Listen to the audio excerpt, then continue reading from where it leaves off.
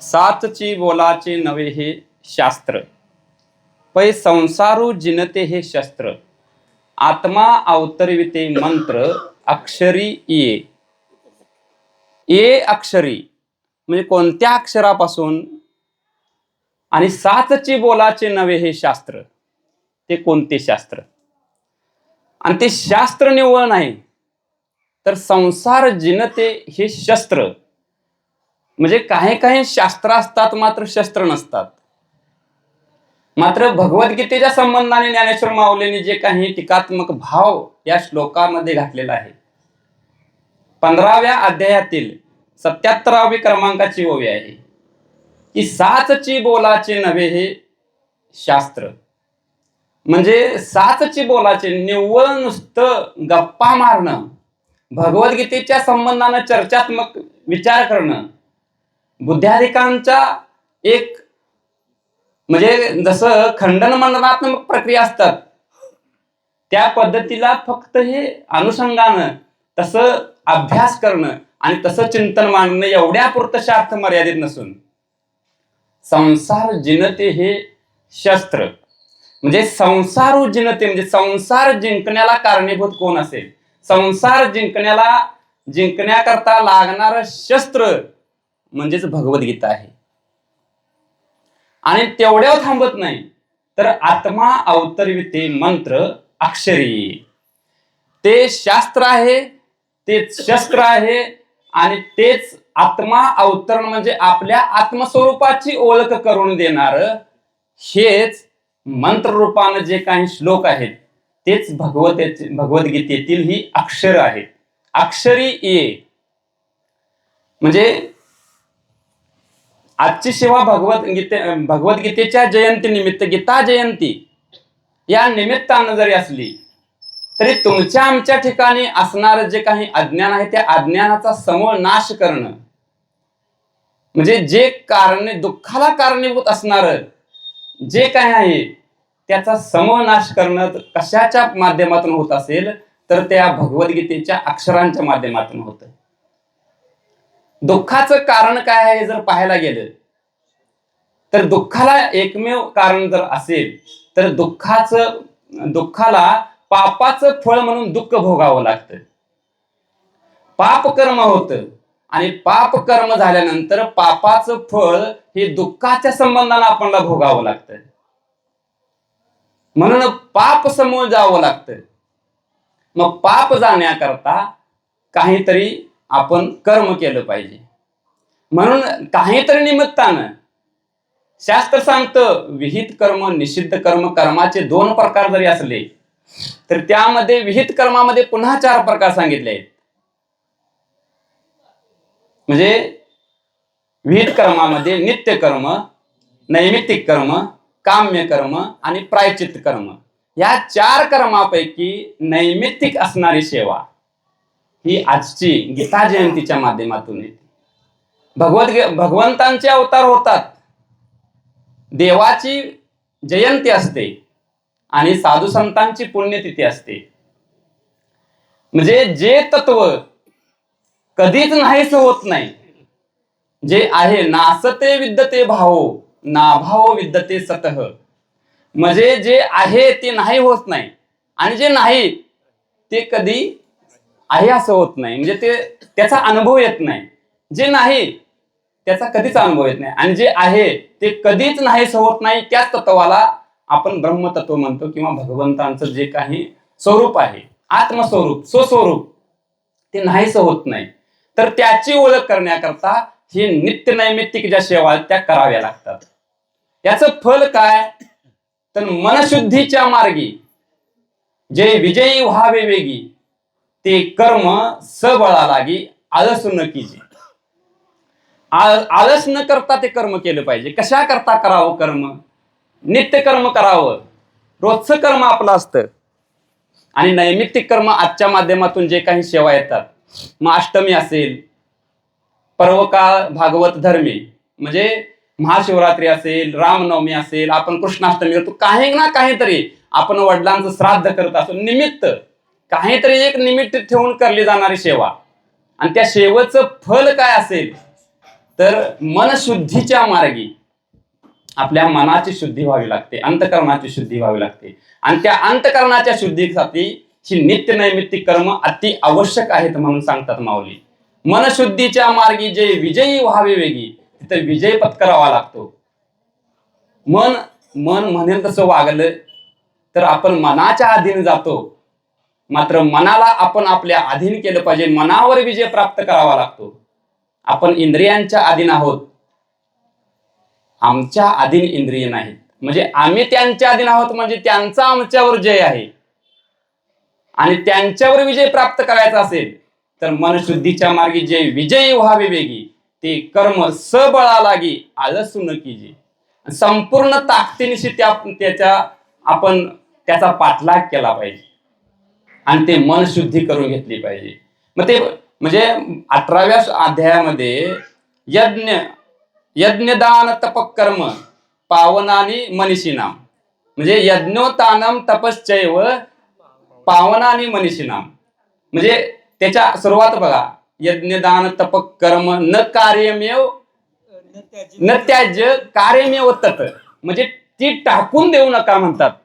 भगवंताने अर्जुनाला जो काही उपदेश केला, ती कर्म यज्ञाची कर्म असतील, यज्ञ दान तप, ते टाकून देऊ नका. न त्याज्यम कार्यमेव तत्, तत्परतेनं ते कार्य मार्गी लावा म्हणतात. त्यात आळस करू नका. यज्ञो दानम तपश्चैव पावनानी मनीषिनाम. ते काय करतात, मनाला पावन करणारे आहेत. आणि एकदा का मन पावन झालं की मग अंतस्थ असणाऱ्या भगवंतांचं त्यामध्ये आपल्या प्रतिबिंब पडतं. म्हणजे जसं आरसा स्वच्छ असेल तर आरसा स्वच्छ असेल तर समोर जर एखादा उभारला तर त्याचं प्रतिबिंब आरशामध्ये क्लिअर दिसतं. तसं जर तो भगवान परमात्मा सर्वांच्या हृदय देशी मी अमुक आहे ऐशी जे बुद्धीपुरे अनिशी ते वस्तू मेगा, ती वस्तू प्राप्त करायचं असेल, अंतस्थ असणाऱ्या भगवंताचं आत्मत्वाने जर आपल्याला अनुभव यायचा असेल तर तो अनुभव येण्याकरता अगोदर मन पावन झालं पाहिजे. म्हणून मन शुद्धीच्या मार्गी जे विजयी व्हावे अशा करताच ही कर्म करावेत, जेणेकरून आपलं अंतकरण मलिन होत झालेलं आहे त्याच्या शुद्धी करता करावं लागतं. मलिन होतं म्हणजे काय होतं तर भगवद्गीतेचा जे काही प्रस्तावनात्मक आहे, अर्जुनाला भगवद्गीता सांगण्याचं तात्पर्य अर्जुनाच्या ठिकाणी असलेला मोह किंवा अर्जुनाच्या ठिकाणी आलेला शोक दुःख, त्या शोक दुःखातून अर्जुनाला बाजूला काढण्याकरता भगवंताने केलेला उपदेश. मग जगाच्या कल्याणाकरता अर्जुनाचे निव्याजे गीता प्रकाशोनी श्रीराजे, संसारा एवढे थोर ओझे फेडिले जगाचे. अर्जुनाच्या माध्यमातून संपूर्ण संसारातील दुःख भगवंताने फेडलं म्हणतात भगवंत.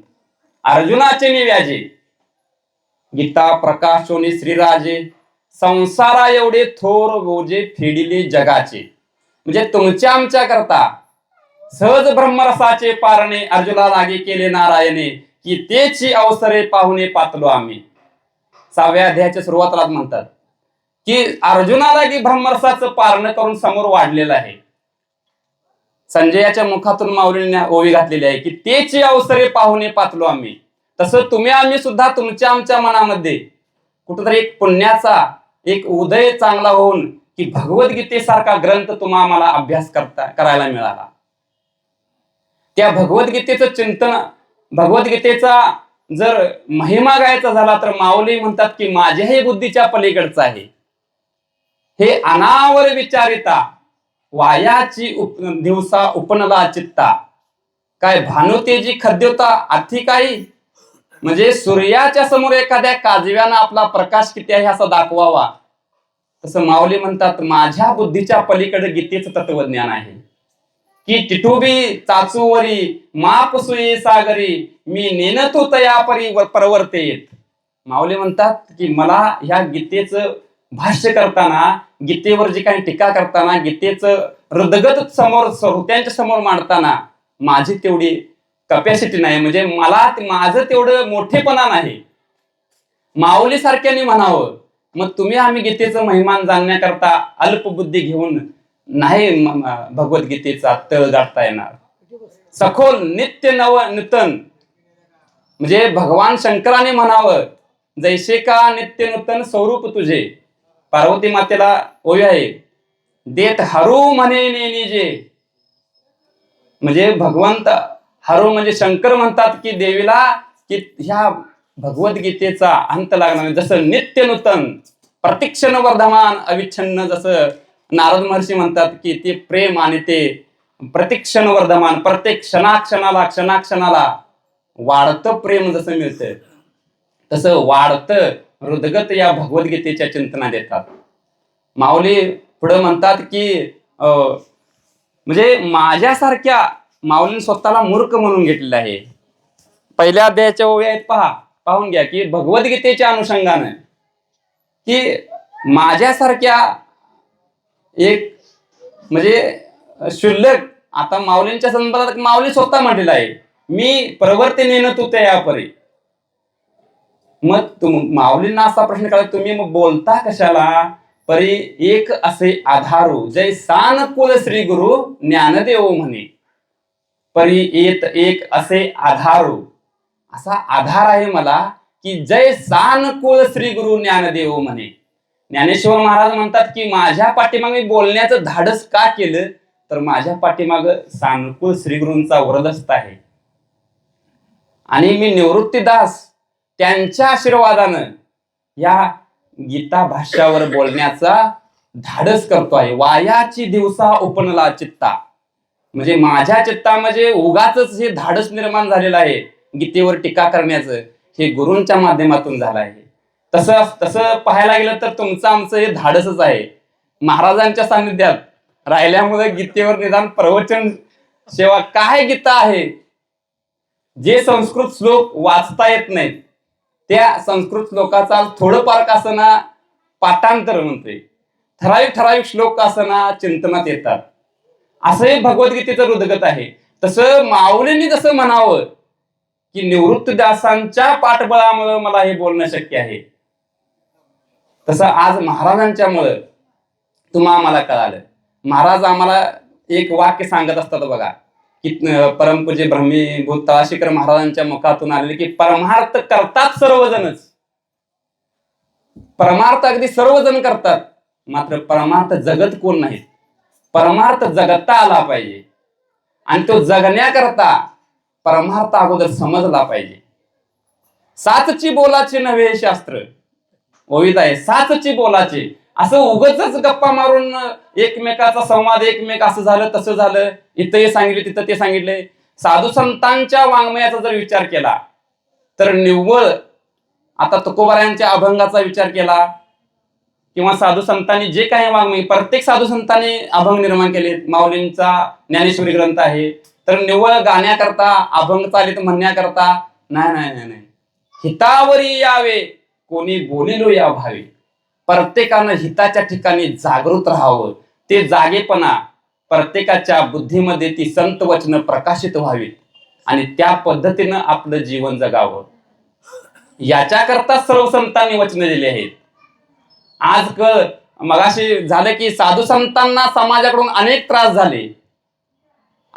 झाले आणि समाजाला कंटाळून जर आम्ही आपली सेवा करण्याचा फेटा काढून टाकतो म्हटलं तर काय त्याला अर्थ आहे. अरे साधू संतांनी किती त्रास घेतला समाजाच्या उद्धाराकरता, खायला प्यायला मिळालं नाही. ते साधू संतांचं जीवन चरित्र कुठे. आणि आज मला समाज त्रास देतोय म्हणून आज घरात बसणं हे काय संतांचं हृदगत नाही. संत कळालेच नाहीत असं म्हणावं लागेल. मग प्रसिद्धी करता करत असेल, पैशा करता कोण करत असेल, मान सन्माना करता करत असेल, मात्र याच्या करता परमार्थ नाही. स्वतःच हित व्हावं, कल्याण व्हावं, गोमट व्हावं. कुठंतरी आम्हाला जे काही दुःख होतं त्या दुःखातून बाजूला जाण्याकरता ते परमार्थ आपण स्वतःच्या हिताकरता करावा. नाहीतर 6व्या अध्यायात भगवंतांनी अर्जुनाला उपदेश केला आहे की उद्धरेदात्मना आत्मानम नात्मानम वसादयेत आत्मेव ह्यात्मनो बंधू रात्मेव रिपुरात्मनः बंधुरात्मान आत्मान तस्य येनात्वयमात्मनः जितः अनात्मनस्तु शत्रुत्वे वर्तिता आत्मेव शत्रुवत. आपलं कल्याण कसं करायचं, स्वतः मित्र व्हायचं का स्वतःचा शत्रू होऊन आपलं अकल्याण पदरात पाडून घ्यायचं. हे स्वतःच ठरवावं लागेल. आपला उद्धार कोणीही दुसरं करणार नाही. म्हणून माऊली एका अभंगात म्हणतात की रामकृष्ण नामे ही दोन्ही साजरी, हृदय मंदिरी स्मराकारे, आपुले आपण करा सोडवण, संसार बंधन तोडावेगी. जे काही संसार रूपी बंधन आम्हाला झालेलं आहे, त्या संसाराचं जर छेदन करायचं असेल तर आपला आपण करावा उद्धार. तुकोबरायांच्या वचनाचा विचार केला की माझा मीच झालो शत्रू, कैसा पुत्र दारा कैसा मित्रू, कासया घातला पसरू, अहो जगद्गुरु तुका म्हणे.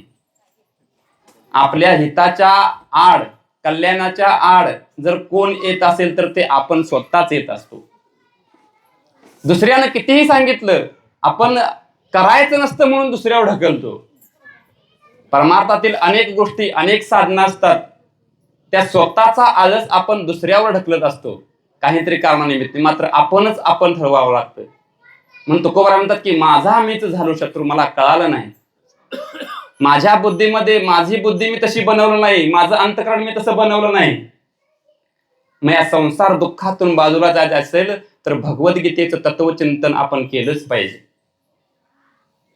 भगवद्गीतेमध्ये 3 योग, कर्मयोग, ज्ञानयोग आणि भक्तियोग आलेला आहे. आता अनेक चिंतन आहेत, म्हणजे कोणत्या त्रिकांडात्मक, भगवद्गीतेचं त्रिकांडात्मक माऊलीने वर्णन केलं. हे कांडत्रय निरूपणी श्रुतीची हे कोडी सुवाने, म्हणजे श्रुती आहे, गोड आहे, कानाला ऐकण्याला चांगले आहे. मात्र तिचं चिंतन करत असताना प्रत्येकाच्या ठिकाणी ती कळण्याकरता, ते ज्ञान होण्याकरता एक शब्द ज्ञान, एक अर्थ ज्ञान आणि तिसरं अर्थरूपता यावी लागते. शब्दाच्या माध्यमातून ही भगवद्गीता कळते, अर्थाच्या माध्यमातून ही कळून घ्यावी लागते आणि अर्थरूपता म्हणजे तसं जगावं लागतं मग अशी म्हटलेलं. म्हणून भगवद्गीतेच्या चिंतनामध्ये 18व्या अध्यायात बघा माऊलीने वैशाडलाय की समर्थाचे नि पंक्ती भोजने, तळिल्या वरिल्या एकची पकाने, तेवी श्रवणे अर्थे पटणे मोक्षच लाभे. हे भगवद्गीतेचं महात्म्य आहे, हे भगवद्गीतेचा मोठेपणा आहे. श्रवणे अर्थे पटणे मोक्षच लाभले. त्याला तुम्ही नुसतं श्रवण केलं, माऊली दृष्टांत देऊन सांगतात की समर्थाचे नि पंक्ती भोजने. समर्थ म्हणजे एखादा राजा असावा आणि राजाचं भोजन असेल तर संपूर्ण आपल्या गावाला निमंत्रण असतं. मग निमंत्रण आल्यानंतर सगळं गाव जेवायला येतं. मग काही खाली बसतात, काही गलीत बसतात, काही बंगल्यात बसतात. जरी कोणत्याही थरावर कोणतीही व्यक्ती बसली असली तरी सगळ्यांना केलेलं भोजन सारख्या प्रमाणात दिलं जातं. काय असं असतं की एकाला भात वाढतात, एकाला वाढत नाहीत, एकाला जिलेबी लाडू काय केला असेल ते वाढतात, एकाला वाढत नाहीत, असं नसतं. समर्थाचे नि पंक्ती भोजने, तळिल्या वरिल्या एकची पकाने, तेवी श्रवणे अर्थे पटणे मोक्षच लाभे. नाही कळत एखाद्या ओवीचा श्लोकाचा अर्थ, नसेल कळत, नाही कळू दे, निदान ते श्रवण तरी घडावं. म्हणून श्रवणे अर्थे पटणे मोक्षच लाभे. मग काय होईल, त्यात थोडासा फरक होईल. म्हणजे काय फरक होईल की वर बसलेला जरा लवकर जेवायला मिळेल, तिथल्या तिथं जर जेवण केलं असेल तर वाढणारी लवकर वाढतात, खालच्यांना जरा थोडंसं लेटने मिळेल. मग जसा जसा ज्याचा भाव हृदगत अंतकरणामध्ये निर्माण होईल तसं तसं त्याला फळ मिळत जाईल. म्हणून तुकोबरा म्हणतात की करी ऐशी धावाधावी चित्त लावी चरणापे. धावाधाव करलं तर लवकर प्राप्त होऊ, आणि धावाधाव जर नाही केली प्राप्ती करता तर मग जरा लेट न मिळणार. तसं श्रवण केलं, अर्थ संपादन केला आणि पाठ जरी केली, त्रेवी श्रवणे अर्थे मोक्षच लाभे, तर तो मोक्षाकरता आपल्याला 3 पद्धतीनं म्हणजे शब्द ज्ञान व्हावं लागतं. आपण पारायण केलं, पारायण केल्यानंतर ज्ञानेश्वरीचं पारायण करतो, भगवद्गीतेचं पारायण केलं किंवा तुकाराम गाथ्याचं पारायण केलं तर एखादा अभंग जसा आहे तसा आपल्याला त्या शब्दाचं ज्ञान आपल्याला कळतं. ते झालं शब्द ज्ञान. शब्द ज्ञान झाल्यानंतर त्या शब्दाचा अर्थ उमगावा, आणि अर्थ उमगल्यानंतर तो अर्थ जसाच्या तसा आपल्या आयुष्यामध्ये, जीवनामध्ये आपण तो उतरावा लागतो. म्हणजे तसं आपलं वर्तन ठेवावं लागतं. ती अर्थ रूपता यावं लागते. म्हणजे यथार्थ ज्ञान होण्याकरता तसं त्या पद्धतीने जावं लागतं. मात्र झाले काय की ती अर्थरूपता अंगी बांधता येत नाही. अभ्यास केला, ज्ञान झालं, अर्थ कळाला, मात्र अर्थरूपता आणण्याकरता फार कष्ट पडतात. आणि ते कष्ट करून जोपर्यंत ते कळत नाही तोपर्यंत सम्यक ज्ञान, जै सम्यक ज्ञान नुदय जता वेधेची तन्मयता. मात्र ते ज्ञान उदय व्हायच्या अगोदर सम्यक ज्ञान अनुदय जता वेधेची तन्मयता, म्हणजे तो वेद लागून साधकाच्या ठिकाणी तोपर्यंत त्याला ब्रह्मानुभूती आल्यासारखा आनंद मिळतो, तोपर्यंत अहम ब्रह्मास्मीचं ज्ञान. मग ते प्राप्त करण्याकरता हे बोलण्यातून नसतं नको लागतं. नाहीतर तुकोबा म्हणतात की बोलाचीच कडी बोलाचीच भात जेवून या तृप्त कोण झाला. क्षपक प्रमाण वाटतं मात्र गात्याला प्रमाण आहे. बोलाचीच कडी बोलाच्याचा भात जेवून या तृप्त कोण झाला. नुसतं बोलण्यावारी नेलं, केलं काहीच नाही तर तृप्ती येणार नाही. तसं साधू संतांचं वाङ्मय, भगवद्गीतेचे तत्वज्ञान जर आपण आपल्या जीवनामध्ये उतरवलं नाही तर त्याची महती कळणार नाही. कारण 6व्या अध्यायामध्ये पर्यंत की बघा, आरुरुक्षर मनवे योगम कर्म कारण मुच्यते योगारूढ तस्यैव शम कारण मुच्यते. म्हणजे योगावर आरूढ झालेल्यांना शम हे साधन महत्वाचं आहे. तिथं मनोनिग्रह आणि इंद्रिय निग्रह ही दोन्हीही लागतात आणि ती करावीच लागतात. तेव्हा कुठं या संसार रूपी या दुःखावर मात करता येते. संसार जिनत ही शस्त्रानं आघात करायचा आहे. कसा करायचा आहे म्हणून तुकोबराय म्हणतात की, तुकोबरायांच्या बघा, आलिया संसारा उठा वेग करा. संसारावर विजय प्राप्त करायचा म्हणजे कसा करायचा. संसार म्हणजे काय तर संसारावर मात करणे म्हणजे संसार हा शब्द ह्या जगत दृष्टिकोनातून आपण बाह्य स्वरूपान दृष्टीने पाहतो.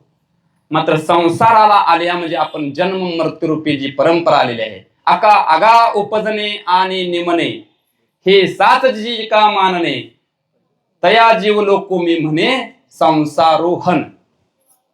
म्हणजे संसार कशाला आहे की आगा उपजणे आणि निमणे म्हणजे जन्माला येणं, मरण, परत जन्माला येणं, परत मरण, ही जी काही परंपरा आहे. किती वेळा जन्मा यावे नित्य व्हावे पतित. किती जन्म झाला फेरा गणित नाही जी दातारा पडिलो आवर्ती भोवरा दुःखे थोरा ओळशिया. या दुःखरूपी भोवऱ्यामध्ये आम्ही अडकून परत परत परत त्या भोवऱ्यामध्ये जर एखादा गावला तर ते गावल्यानंतर परत तळाला जातो, तळाला गेला की परत वर येतो. म्हणजे तुका म्हणे झाली माकडाची परी जातो तळा येतो वरी. तुकोबाराय माकडाला दृष्टांत देऊन सांगतात. ते माकड असतं ना, ते झाडा शेंड्याला चढतं, परत शेंड्यावरून खाली बुडक्याला येतं, परत शेंड्याला जातं. म्हणजे तुका म्हणे झाली माकडाची परी जातो तळा येतो वरी. तसं कधी तळाला जातो, कधी वर येतो, कधी तसं जन्मपरंपरा कधी संपतच नाही.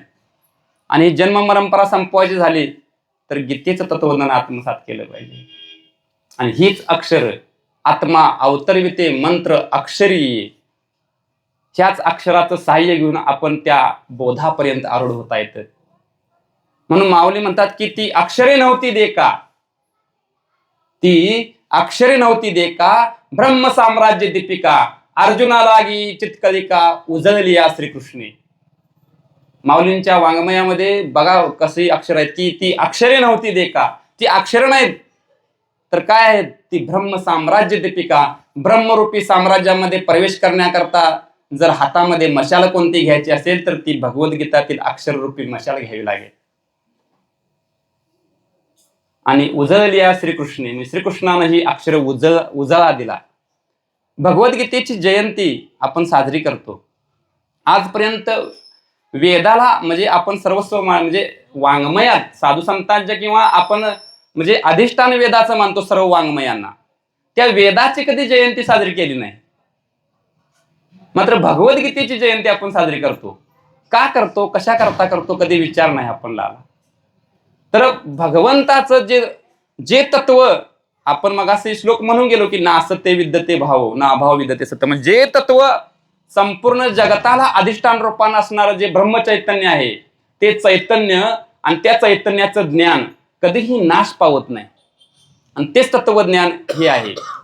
आणि भगवंताने अवतार कार्याच्या समाप्तीपूर्वी आपलं संपूर्ण स्वरूप हे भगवद्गीतेमध्ये समर्पित केलेलं आहे.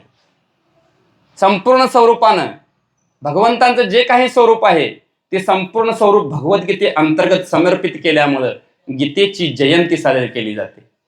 जशी भगवंतांच्या अवतार कार्यांची जयंती साजरी करतो तशीच गीतेची जयंती असते.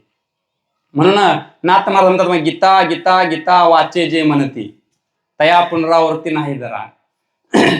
मग तुम्ही म्हणा की असं की गीता गीता गीता म्हणता म्हणजे गीतेचं जर जप केला तरीही म्हणजे कानाच्या महाद्वारी गीता जेत गजर करी ते सृष्टीचे आदिवरी जायची पाप, माऊली म्हणतात.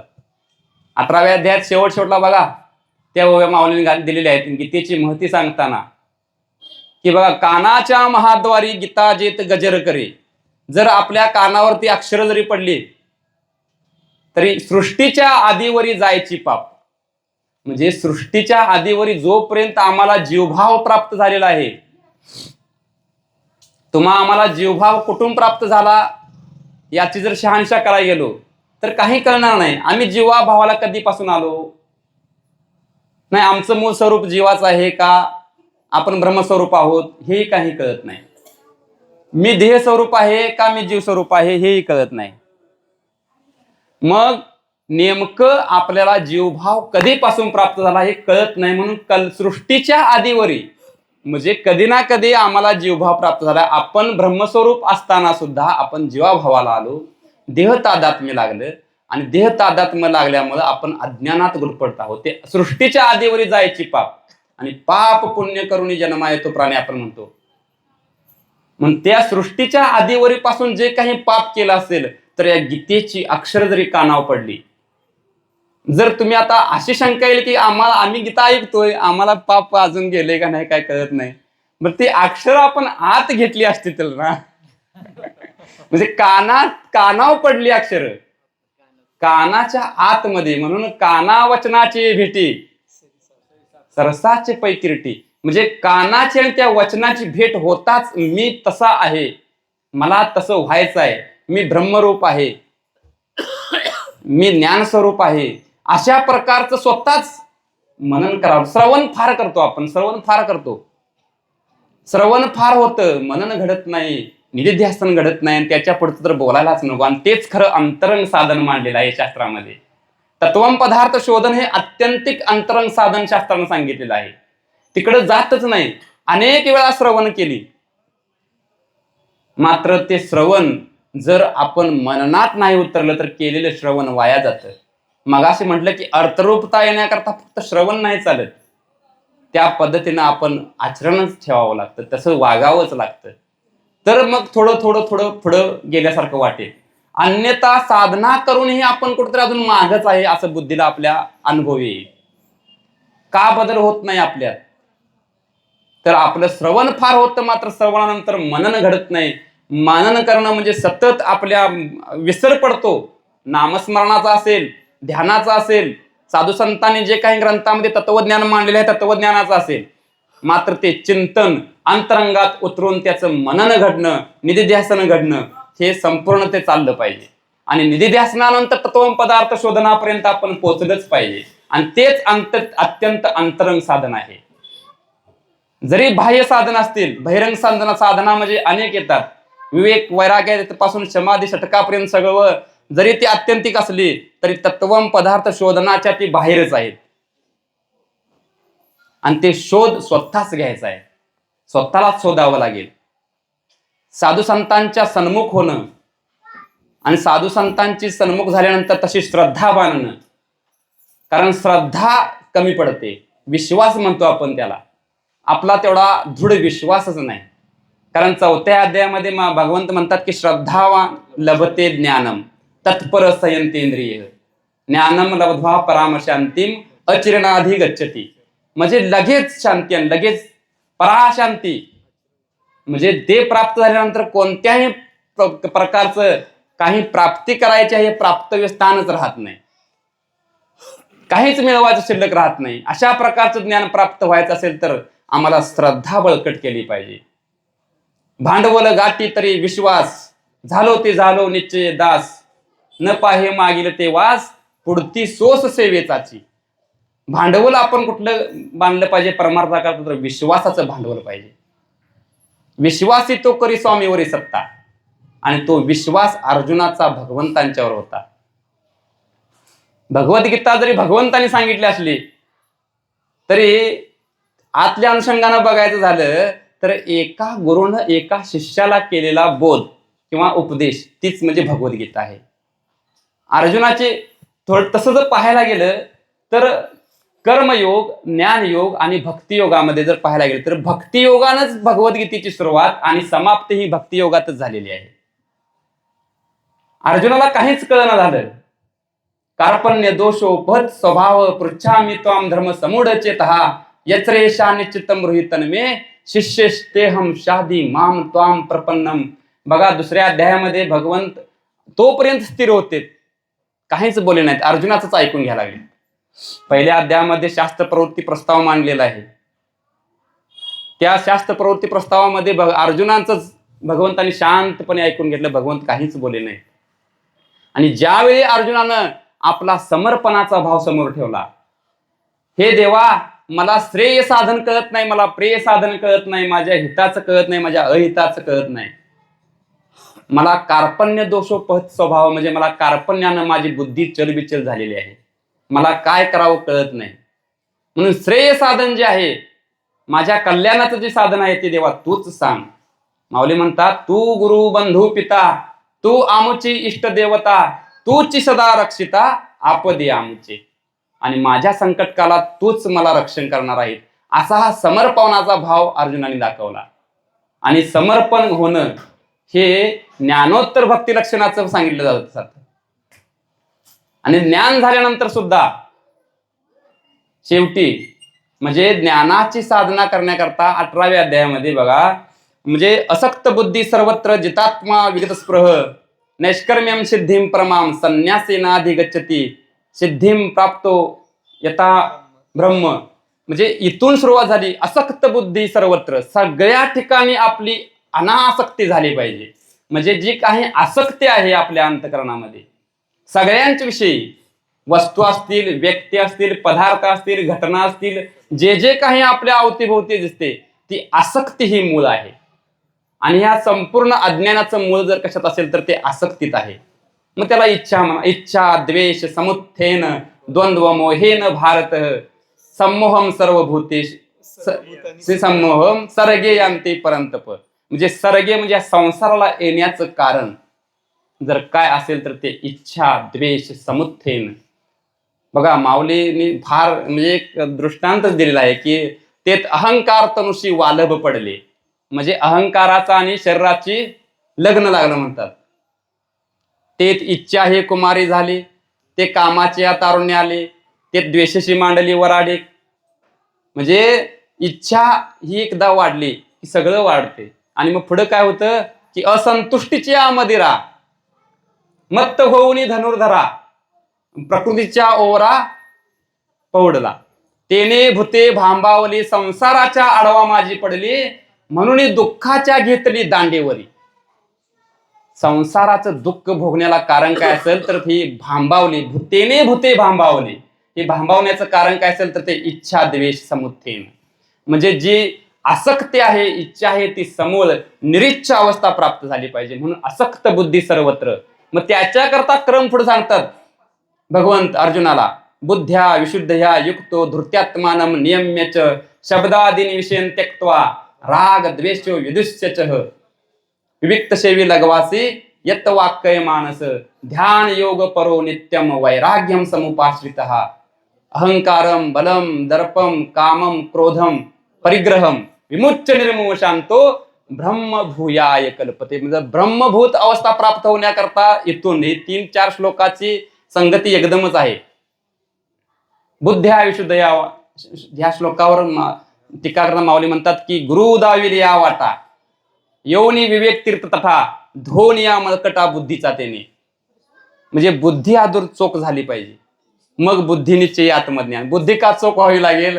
कारण ते ज्ञान जे होणार आहे, जे ब्रह्मभाव उत्पन्न होणार आहे, त्याच्याकरता बुद्धीच शुद्ध करावी लागते. म्हणून आपला निश्चलदास स्वामी म्हणतात की बुद्धीने जाणे आणि न जाणे तो अपार शुद्ध परमात्मा मीच असे. त्याला बुद्धीनं जाणता येतो आणि जाणताही येत नाही. म्हणून बुद्धी शुद्ध व्हावी लागेल. तद्बुद्धय तदात्मान तन्निष्ठा तत्परायणः गच्छन्ते पुनरावृत्ती ज्ञान निर्धूत कल्मषा. बुद्धी निश्चय आत्मज्ञान ब्रह्मरूप भावी आपणा आपण ब्रह्मनिष्ठा राखे पूर्ण तत्परायण अहर्निशी. ते ज्ञान प्राप्त करणारा गुरु दाविल या वाटा योनी विवेक तीर्थ तथा, म्हणजे विवेकाच्या तीर्था तटावर यावं लागेल. कुणी वाट दाखवली? भगवंताने गीतेची असेल की जे काही ज्ञान देत असतील गुरु आपणला, ते गुरुचं ज्ञान त्याच वाटेनं चालावं लागेल. इतरत्र अनेक फाटे फुटलेले असतील, मग जायचं की का नाही जायचं आपण ठरवावं. किंवा प्रगटले आग बसती असेही मार्ग दिसती, ते तुली काय चाली ती सांगे मज. भगवंत म्हणतात, अर्जुन माऊली म्हणतात की बाबा सूर्य उगावलाय आणि चाललायस तू आणि फाटे फुटल्या सगळ्या रस्त्यानं, तिथलं काय चालून जायचं आहे काय? नाही जायचं. आपणला अपेक्षित मार्ग जो धरलेला आहे, ज्या ठिकाणी आपणला पोचायचं आहे त्याच मार्गाची वाटचाल आपण केली पाहिजे. मग त्याच्या पद्धतीनं बुद्ध्या विशुद्धया युक्तो धृत्यात्मानम नियम्यच, धृती धैर्य आपण केलं पाहिजे. विवेक्त सेवी लघवास यत वाक्काय मानस, म्हणजे सगळ्याच युक्त आहार विहार नियम इंद्रियासी सार नसायु बासर निद्रा भाऊ भाषण त्यामध्ये संपूर्ण आले. वैराग्यम समुपाश्रित आहे, म्हणजे ध्यान योग परो वैराग्यम समुपाश्रिता, म्हणजे ध्यान योगाचा आणि वैराग्याचाही आश्रय व्हावा लागेल. मग शेवटी म्हणजे अहंकारम बलम दर्पम कामम क्रोधम परिग्रहम विमुच्च, म्हणजे टाकून दिलं पाहिजे सगळं ते. मग ब्रह्म भूयाय कल्पते, मग तुम्हाला ती ब्रह्मावस्था प्राप्त होईल. मग अहम ब्रह्मास्मी. मग त्याच्याही पुढे आणि भगवंत म्हणतात तेवढ्यावर झालं नाही, अहम ब्रह्मास्मी मध्ये अहम शिल्लक राहतो. अभिमान नाहीसा होतो, मात्र अहंकार तसाच असतो. अहंकार अतिसूक्ष्म अहंकार आहे आणि तो जाण्याकरता ब्रह्मभूत प्रसन्नात्मा न शोचती न कांक्षती समस्तर्वेषु भूतेषु मदभक्तिम लभते पराम. पराभक्तीची प्राप्ती होण्याकरता ही अवस्था आली पाहिजे. आणि या अवस्थेकरता म्हणजे सुरुवात मग सर्व धर्मान परित्यज्य मामेकम शरणं वज्र अहम त्वा सर्व पाप्येभ्यो मोक्ष इष्यामि मा शुचः. म्हणजे सगळ्या धर्माधर्माचा तू त्याग कर. हे धर्माधर्माचे टवाळ दावी जे का अज्ञान मूळ, ते तेजोनी तेजी सकळ विषय जात. माऊली म्हणतात हे काही धर्मा अधर्माचं जे काही टवाळ आहे, जिकडे तिकडे जे काही पसरलेलं आहे सगळं टाकून दे आणि तू सर्वस्वी मलाच. इथं सुद्धा समर्पणाचाच भाव आला. आणि मग समर्पणाचा सुरुवातीचा भाव आणि हा भाव म्हणजे भक्तियोगातून सुरुवात आणि भक्तियोगात समाप्ती मध्यंतरी ज्ञान. म्हणजे म्हणून साचची बोलाचे नवे शास्त्र, असं निव्वळ नुसतं बोलण्यात नको. संसार जनित हे शस्त्र आत्मा अवतरविते मंत्र अक्षरी, याच अक्षरांच्या साह्यानं आपण घेऊन आपण आत्मस्वरूपामध्ये आपली वृत्ती लावली पाहिजे. वृत्तीमध्ये जे काही विकार उठतात ती वृत्तीच निवृत्ती व्हावी लागेल. म्हणून वृत्ती ही निवृत्ती झाली. जन न दिसे तेथे मी माझे हरपले ठाई जेतेच्या तेथे सुखे मी निज लोगा शून्य सारून या तेथे सहज मी आंधळागा निज निराकार पंथे या अभंगात आहे. तर ती अवस्था येण्याकरता संपूर्ण आपण संसारावर आपलं सूक्ष्म देह कारण देह आणि स्थूल देह, स्थूल सूक्ष्म आणि कारण देहाचा एक संघात म्हणजे संसार. पहिले जेव्हा संसाराची व्याख्या केली आपण, जन्माला येणं आणि मरणं अगा उपजणे आणि निमणे हे संसार आहे. त्या संसारामध्ये या देहाला सुद्धा संसार म्हणावं. आली या संसाराला आलाय, देहारूपी संसार आलाय, तर उठा वेग करा. मग काय करायचं? ते तिन्ही देह कर्माच्या ठिकाणी लावायचे. तिन्ही देह कर्मयोग साधावा, तिन्ही देहाचा संबंध तोडावा, ज्ञानयोग साधतो. आणि ज्ञानयोग साधल्यानंतर तिन्ही देह भगवंताच्या समर्पित करून टाकावे, म्हणजे भक्तियोग साधला जातो. असं कर्मयोग, ज्ञानयोग आणि भक्तियोग हा गीतेचं प्रमुख अंग आहे. आणि ते तुम्हा आम्हाला आत्मसात करायचं आहे. आणि फक्त कशा करता? हे साचची बोलाचे नव्हे शास्त्र. म्हणून निव्वळ बोलण्यात न घालवता आपण त्याचा चांगल्या प्रकारे अर्थासह अर्थरूपता यावी, म्हणजे शब्दज्ञान व्हावं, अर्थज्ञान व्हावं आणि अर्थरूपता यावी. साक्षात्कारात्मक आत्मबोध येण्याकरता ही पद्धत करावीच लागणार आहे. आणि ही सर्व पद्धती तुम्हा आम्हाला आज गीता जयंतीच्या निमित्तानं जे काही सेवेचा योग आला त्या सेवेच्या माध्यमातून भगवंतांच्या चरणी आपण ती पूर्णत्वाला जावं अशी मागणी करून झालेली सेवा